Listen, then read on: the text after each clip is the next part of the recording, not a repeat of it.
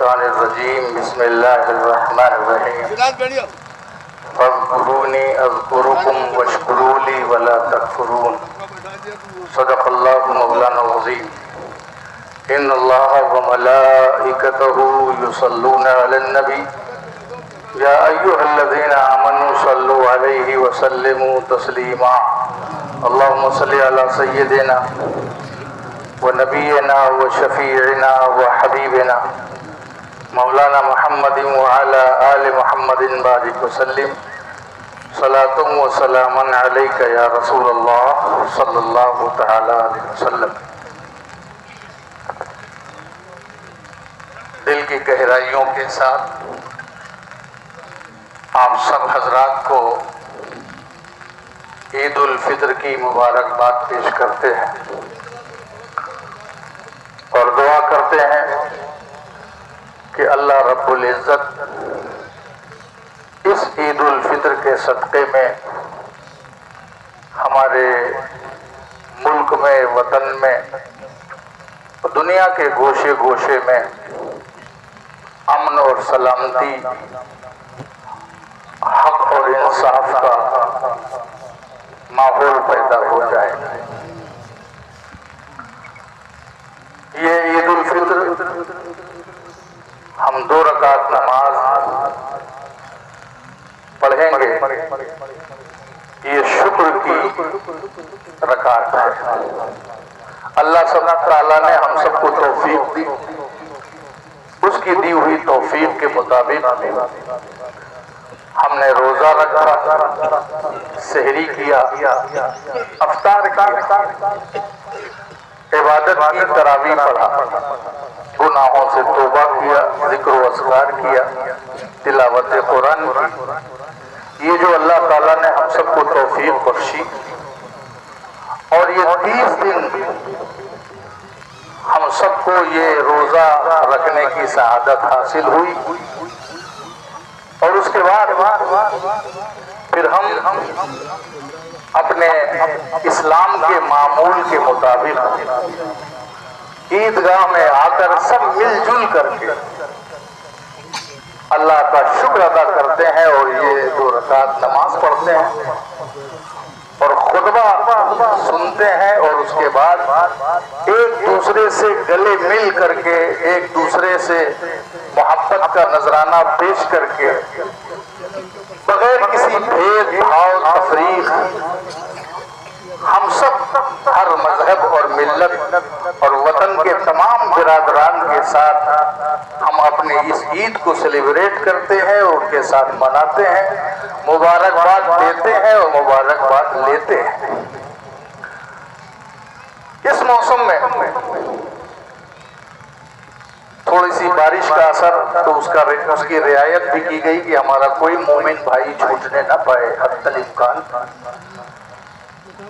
ہم اس اتحاد اور اتفاق، اس ماحول، اس روحانی ماحول کو چاہتے ہیں کہ یہی روحانی ماحول ہمیشہ ہمارے درمیان رہے۔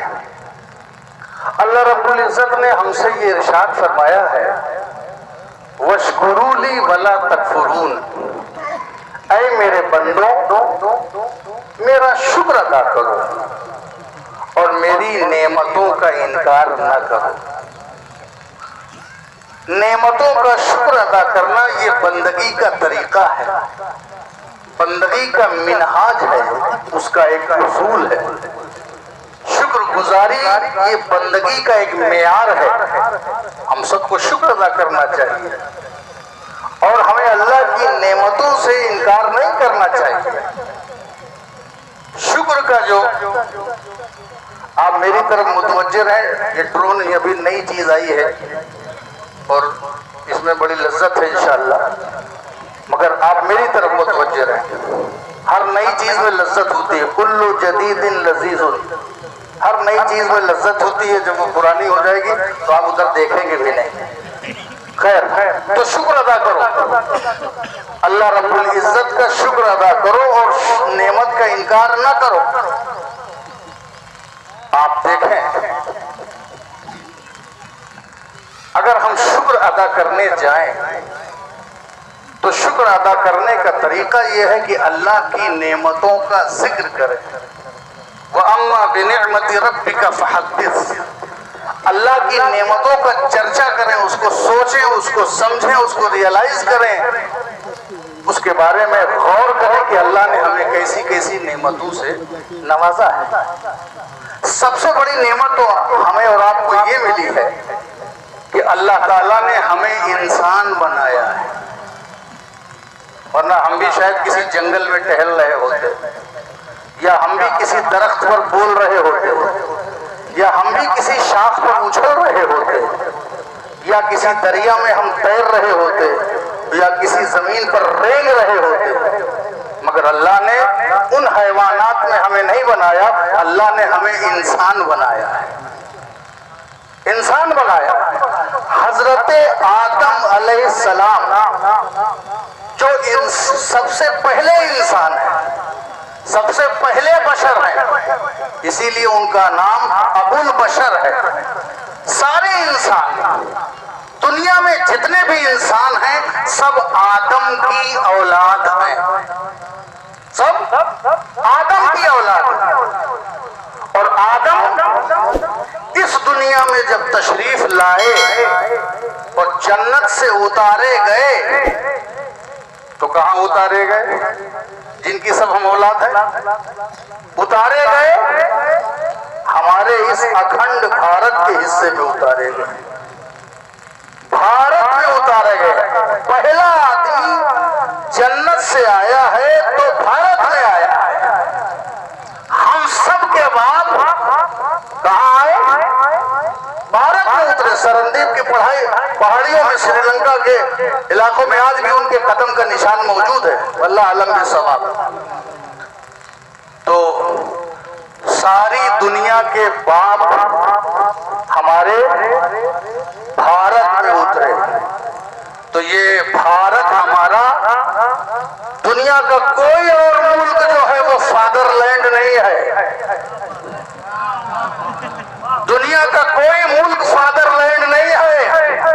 اگر فادر لینڈ ہے تو ہمارا ہندوستان ساری دنیا کا فادر لینڈ ہے. ساری دنیا کا فادر لینڈ ہندوستان ہے. چونکہ آدم یہیں اترے ہیں تو یہیں سے نسل پھیلی ہے، تو فادر کون ہوا؟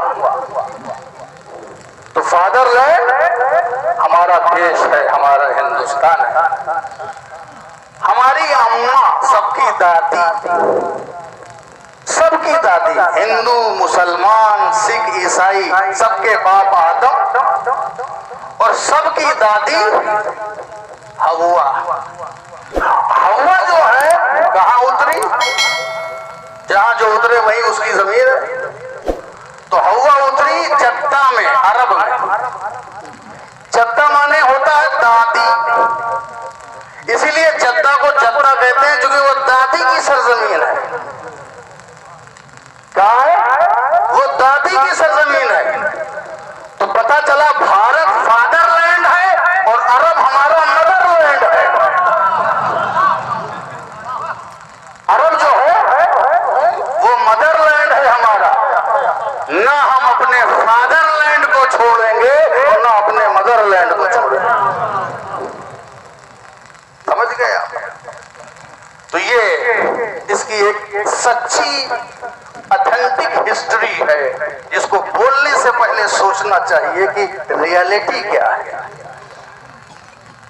تو ہم حضرت آدم کی اولاد ہیں اور اسی آدم کی اولاد فرما بردار بھی ہیں، نافرمان بھی ہیں، انصاف کرنے والے بھی ہیں، پیغمبر بھی ہیں، رسول بھی ہیں، رشی بھی ہیں، منی بھی ہیں، صوفی بھی ہیں، سنت بھی ہیں، آتنکوادی بھی ہیں، کرمنل بھی ہیں. اسی آدم کی اولاد میں سب ہیں.